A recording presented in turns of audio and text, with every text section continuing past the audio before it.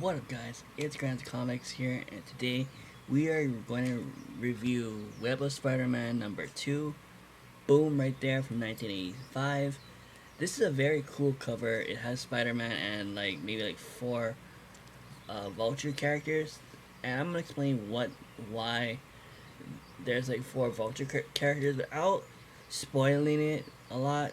Cause like I said in my last episode or my last review, I try not to really spoil it too much, so I try to go into detail, smally that you know where small portions. So in case you guys read this or you guys find it at your LCS, you guys can be like, oh, so that's cool. Now, good thing Dylan didn't spoil it for me, because if he did, that'll be messed up. But before I get into the whole review of what I think of this issue, I would like, if you guys haven't watched the where I do the Web of Spider-Man unboxing, I will put the link down below for it so you guys can check it out. Maybe so. This is the single issue, single number issues. So maybe I'll put each part of each video so you guys can check it out where that's at, or I can put all Web of Spider-Man unboxing parts in one video. So every time I do a Web of Spider-Man video review, then I will put the links to those Web of Spider-Man unboxings for you guys, so you guys can check it out, or you guys can, you know, um, if you guys do share this video, then you guys can share the video to comic community and they can watch it, so on and so forth. I want to make it like a chain reaction, so that's what I try to do with a lot of my videos and stuff like that. So yeah, so like I said in the Web of Spider-Man unboxing, shout out to Paul from Galactic Comics and Collectibles. He's the one that got me this and other Web of Spider-Man issues, and also that I'll see that record over there with it came with the I bought that as well as the Web of Spider-Man collection. I don't have all of the Spider-Man Web of Spider-Man collections or comics, but I do have a lot of them. So I'm trying to hunt for stuff, issues that I don't have, and issues that I don't have. I'll hopefully I find it at an antique shop, stuff like that, or even if I find it, like if my friend Tony finds it somewhere in a garage sale or something, then he can let me know and stuff like that, and yeah, so that's cool. So now back to my thoughts, and I'm gonna show you guys who these four guys are. They're called the Voltrons or the Voltrons. They're basically mini vultures, or they're like kind of like the assistants or a vulture or students of vulture, and they try to basically kidnap Spider-Man for Kingpin. Now, I'm not gonna go through everything. I'm just gonna go through the main source. But yeah, they try to kidnap Spider-Man for the Kingpin, and this thing over here. If you guys ever get a chance to read this, there's something in here that Spider-Man is carrying, and if you guys do read this issue, you find this issue and you read it, then you guys will know what's going on with the situation, why he has this box, and he's fighting these vulture characters, and each of them have a name. And like I said, I'm not going to spoil it for you. Or try not to.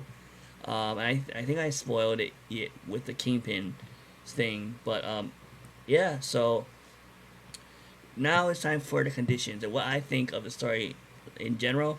I think the story is awesome.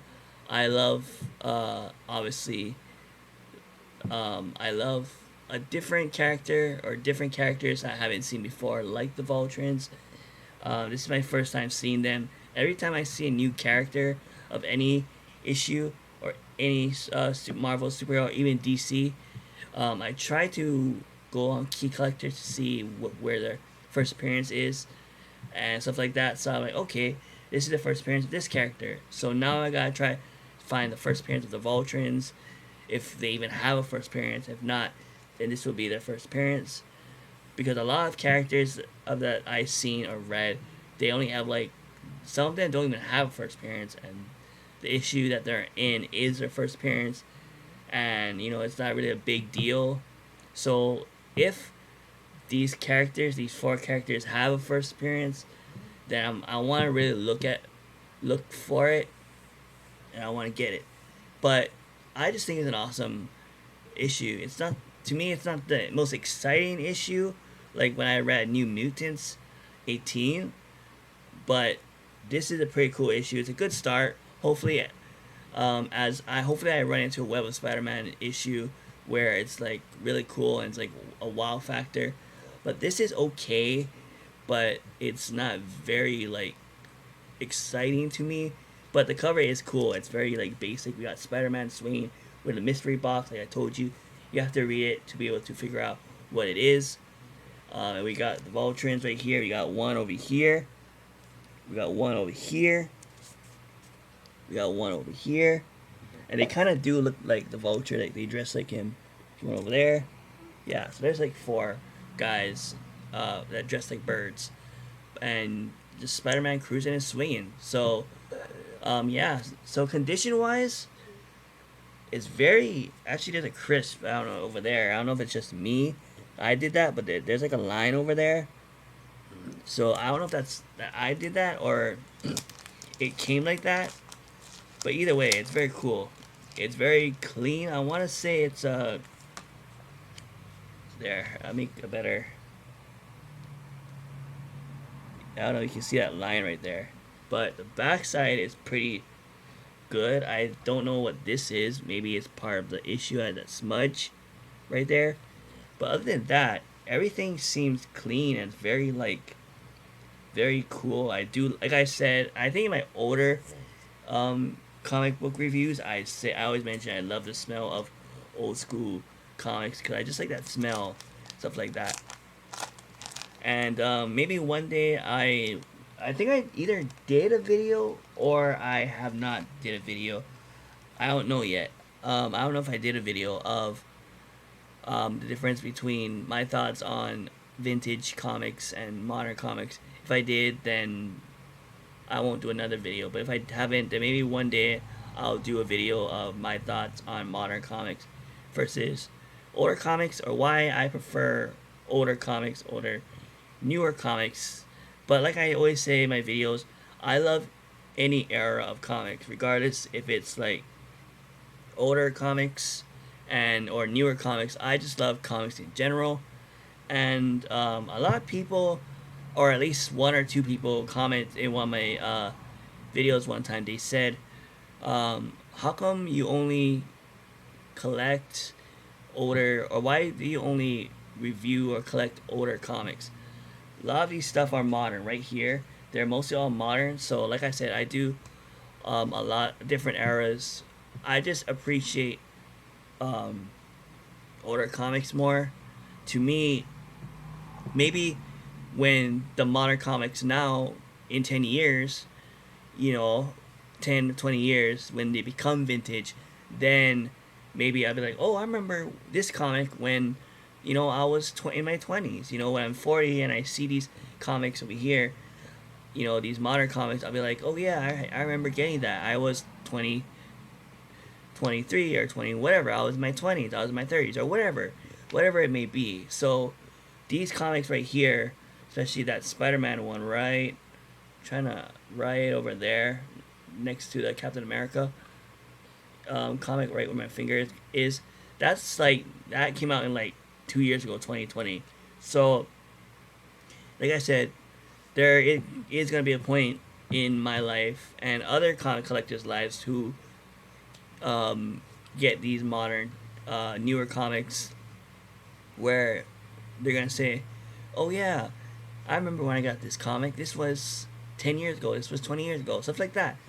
So yeah, that's why I collect newer comics, just because I know maybe in a couple years they'll become vintage. But I collect vintage comics because I like, even though I wasn't around like the 80s, or I was a kid, I was a baby in the 90s, or I was a kid in the early 2000s. Um, I it feels like I've seen the books before, so that's why I like the nostalgia. So even though I wasn't around the 80s, 90s, well, I was 94. I was born in 94, but even though I wasn't around the 70s or 80s, or I was a kid in the 90s or early 2000s, it to me it feels like I seen it before, so it's nostalgic. Versus someone who's been collecting comics since the 70s, or the 80s, stuff like that. They witnessed these comics. They actually picked up in a store and they actually read it. You know what I mean? Versus someone like me. So um, I like newer comics just because it's fresh in my mind, and I get to hold on for it as long as I can. And OG vintage comics is for nostalgia purposes. So yeah. So like I said, if you guys want me to do my thoughts on vintage versus modern, then comment down below if you want to see that. But anyways, that's it for now.